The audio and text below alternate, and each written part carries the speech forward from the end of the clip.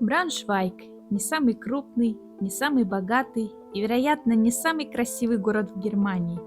Его главная особенность – баланс. Брауншвайг – это большой город в миниатюре, комфортный для жизни и хранящий в себе множество удивительных историй.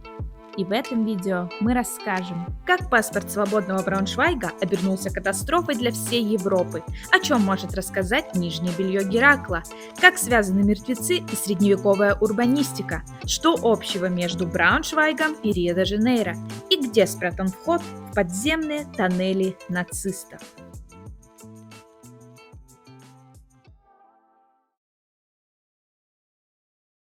Знакомьтесь, Генрих Лев, герцог Саксонии и Баварии в XII веке. Генрих является одной из самых ярких фигур немецкого средневековья. Благодаря ему Брауншвайг также известен как город льва, Левенштадт. На протяжении сотен лет царь зверей является символом города. Предположительно, в 1166 году Генрих приказал воздвигнуть бронзовую статую льва на Замковой площади, как символ своей власти. Ранее лев был позолочен, но более чем за 850 лет он сбросил золотой мех и приобрел свой нынешний темный окрас. Менялись эпохи, менялся город и Замковая площадь, но все это время лев стоял на этом месте, впрочем, почти все время. Этот лев – копия, изготовленная в 1937 году. В это время немцы уже готовились к предстоящей войне и спрятали оригинальную статую в подземные тоннели соседнего города Гослар. Оригинал вернули на место в 1945 году, но в 1980-м решили поместить его неподалеку, в музей Данквардероде. Учитывая то, как львов изображали средневековые художники, эта скульптура XII века поражает реалистичностью. На площади Бургплац, неподалеку от статуи льва, располагается Брауншвайгский собор, построенный в 1173 году по поручению Генриха Льва. Здесь же находится его гробница. Восточный фасад – наименее изменившаяся часть собора, а еще в нем можно увидеть застрявшее пушечное ядро. Под ядром написана дата – 20 августа 1615 года. Предположительно, ядро попало сюда в ходе трехмесячной осады города в 1615 году. Существует множество предположений, с какого места стреляли по церкви так, чтобы ядро застряло именно здесь, но ни одно из них не выглядит правдоподобно. Возможно, это ядро нашли после осады и замуровали в стене в качестве напоминания о тех событиях. Перед нами ратуша старого города, построенная в XIII веке, настоящий памятник готической архитектуры и одна из старейших ратуш, сохранившихся в Германии. Сейчас внутри находится музей. В числе экспонатов можно увидеть макет города, изготовленный в XIX веке. Он дает отличное представление, как разительно изменился город. За прошедшее столетие Брауншвайг не раз менял свой статус. После Ноябрьской революции в 1918 году появляется свободное государство Брауншвайг в составе Веймарской республики. Брауншвайгское государство имело свой флаг, герб и конституцию, которую, к слову, официально отменили только в 2011 году. Ныне желто-синие цвета флага использует местная футбольная команда Айнтрахт.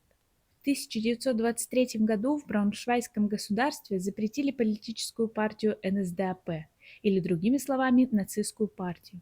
Но, к сожалению, это не сработало, и запрет не соблюдался последовательно. Уже в 1924 году НСДАП была представлена в парламенте Брауншвайга. Наращивая влияние в регионе, к началу 30-х годов нацисты контролировали управление Брауншвайгом. Но почему для них это было так важно? Все граждане Брауншвайга автоматически получали гражданство Веймарской, то есть немецкой республики. Разумеется, баллотироваться на пост президента республики мог только гражданин. А у нацистской партии был свой, по их мнению, очень перспективный кандидат, у которого уже несколько лет не было вообще никакого гражданства. Используя лазейку в законодательстве, правительство Брауншвайга предоставило государственную должность этому кандидату, что автоматически гарантировало ему гражданство как Брауншвайга, так и Германской республики. Так, Германия приобрела нового гражданина в лице Адольфа Гитлера. А после его прихода к власти Брауншвайг утратил свою государственность из-за установления диктатуры. Как вы знаете, дальше все было очень мрачно. Во время Второй мировой войны Брауншвайг подвергся многочисленным бомбардировкам. Но какое к этому может иметь отношение сооружение позади меня? И нет, это не просто куст. Большую часть своего существования эта постройка является смотровой площадкой. Но построена она была в качестве наземного бункера во времена нацистской Германии. Этот бункер не использовался для отражения авианалетов, так как он находится на возвышенности, а именно на горе Нусберг. Он использовался для координации пожарных после бомбардировок. Также этот бункер являлся одним из входов в систему тоннелей Нусберг-Запад, которые служили окружным командным пунктом. Туннели были разрушены, и на сегодняшний день остался только вход позади бункера во враге. Попасть внутрь нельзя, только если вы не летучая мышь. Для них оставили специальные отверстия. В том же овраге располагался амфитеатр на 15 тысяч зрителей, который нацисты использовали для выступлений. На сегодняшний день от него сохранились только несколько лестниц. Неподалеку от бункера также можно найти сохранившуюся кафедру, служившую трибуной для крупных собраний в то время. Ее построили в 1934 году, на том месте, где в 1931 году Гитлер выступал перед более чем 100-тысячной толпой своих сторонников, приехавших со всей страны. В то же время неподалеку был посажен дуб имени Гитлера, и очень символично, что он так и не вырос.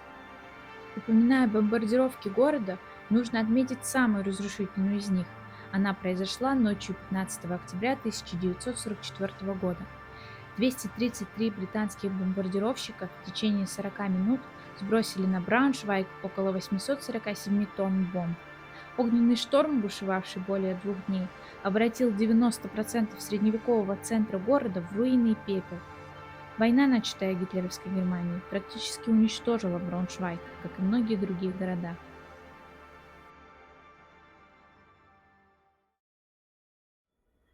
После войны руины многих зданий были снесены из-за невозможности их восстановления. В том числе в 1960 году была снесена Брауншвайгская резиденция.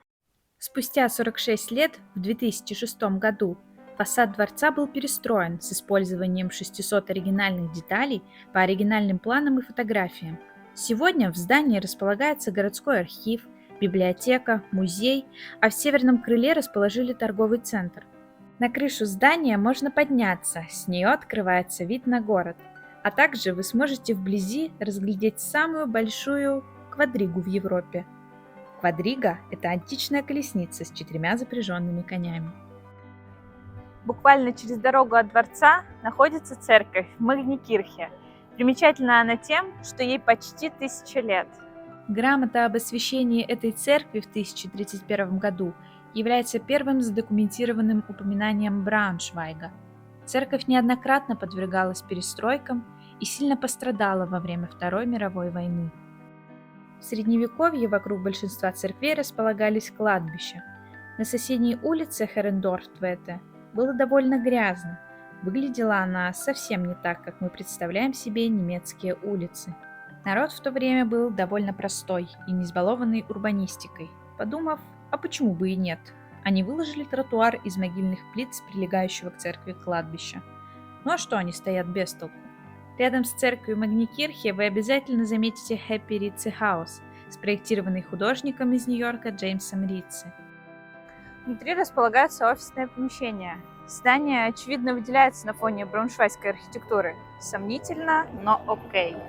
От Ритцихауса мы отправляемся на трамвае к Андреаскирхе.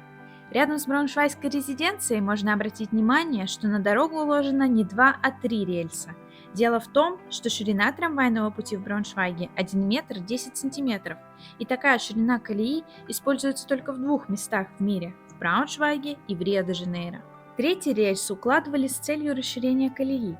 Власти города планировали использовать стандартные вагоны с шириной колеи 1435 мм. Но в итоге идею признали финансово невыгодной, и 3 рельса можно найти только в центре, рядом с резиденцией.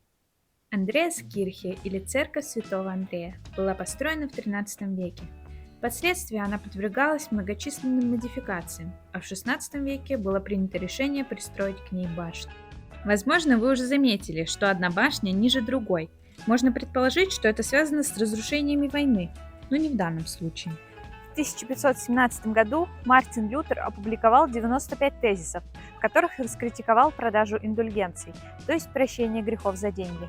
Жители Брауншвайга, по всей видимости, его услышали и перестали жертвовать деньги на строительство башни. То есть на вторую башню банально не хватило денег. На достроенную южную башню можно подняться и увидеть город с высоты 93 метров. Это здорово, но все же, что там с нижним бельем Геракла? Все началось в 1970 году, когда в городе решили, что Брауншвайгу нужен новый фонтан. Дело решили доверить скульптору-профессору Юргену Веберу. Скульптор решил изобразить сцену борьбы Геракла и великана Антея. Эскиз был представлен в 1973 году и вызвал бурю критики.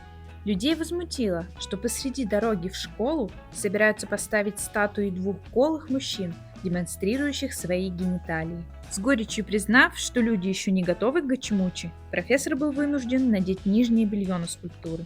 В 1975 году на церемонии открытия под аплодисменты чиновников и искусствоведов с фонтана сорвали накидку, и им открылся вид на огромную задницу, исписанную именами тех, кто больше всего критиковал скульптора.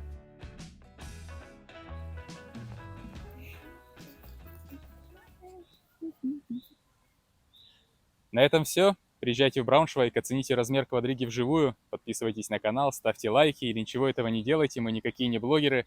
Но самое главное, помните, что за плохие комментарии мы напишем ваши имена на какой-нибудь жопе.